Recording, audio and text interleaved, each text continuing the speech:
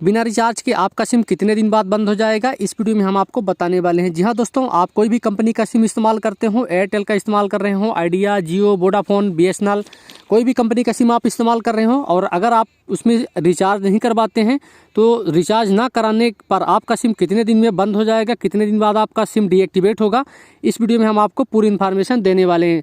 सबसे पहले हम आपको बता दूँ, आइडिया, एयरटेल, वोडाफोन यानी जो भी के नाम से चलती, भी के नाम से आइडिया वोडाफोन चलती है, तो भी हो गया आपका, एयरटेल हो गया। ये दो कंपनियां ऐसी हैं कि जब आपका रिचार्ज जितने टाइम से ख़त्म होगा उसी टाइम से आपके फ़ोन में आउटगोइंग एसएमएस और कॉल बंद हो जाती है और उसके साथ में 5 से 7 दिन तक आपके इनकमिंग रहती है। 5 से 7 दिन के बाद आपके फ़ोन में इनकमिंग ही बंद हो जाती है। जब आपके फ़ोन पे कोई कॉल करेगा, मोबाइल में आपके कोई कॉल करेगा तो उसको स्विच ऑफ बताएगा। आपका जो सिम है वो 60 दिन तक बंद नहीं होता है, 60 दिन तक आपका फ़ोन सिर्फ स्विच ऑफ बताता है। लेकिन जब आप लगातार 60 दिन तक उसमें रिचार्ज नहीं करवाएंगे तो 60 दिन से 90 दिन के बीच में आपका जो नंबर है वो कभी भी बंद किया जा सकता है और वो नंबर किसी दूसरे व्यक्ति के नाम से कहीं पे भी दूसरे स्टेट में भी चालू हो सकता है, या कहिए तो लगभग 90 दिन के बाद तो हो ही जाता है, लेकिन 60 दिन से 90 दिन के बीच की ये नियम है कंपनियों का कि इस बीच में आपका सिम डीएक्टिवेट हो करके और वही नंबर किसी दूसरे के नाम से चालू हो सकता है। जब आपका ये सिम किसी दूसरे के नाम चालू हो जाएगा तो उसको आप दोबारा फिर उस नंबर को आप अपने नाम नहीं पा सकते।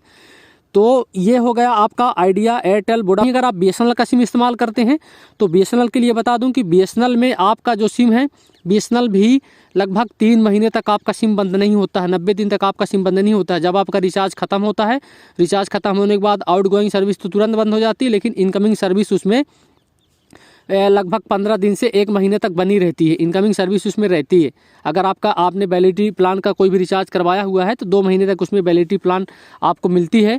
और इसके साथ में आपका अगर रिचार्ज खत्म होने के बाद आप 90 दिन तक रिचार्ज नहीं करवाते तो 90 दिन के बाद आपका बीएसएनएल भी बंद हो जाता है और बंद होने के बाद 90 दिन के बाद वो कभी भी किसी दूसरे के नाम सिम चालू होगा, उसको आप दोबारा फिर अपने नाम पे वो सिम को आप नहीं निकलवा सकते। इसी तरीके से अगर बीएसएनएल के अलावा अगर बात करें, टेलीकॉम सेक्टर में जो सबसे ज़्यादा फ़ायदा देती है कस्टमर को वो है जियो।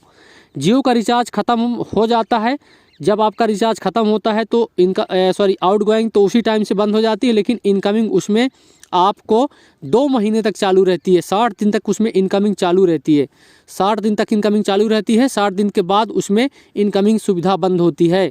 90 दिन तक आपका सिम बंद नहीं होता है। जब आप लगातार 3 महीने तक आप रिचार्ज नहीं करवाएंगे 90 दिन तक, तब आपका सिम बंद कर दिया जाएगा और 90 दिन के बाद आपका सिम, जियो का सिम, कभी भी किसी भी टाइम वो किसी दूसरे के नाम या किसी दूसरी स्टेट में वही नंबर चालू हो जाएगा।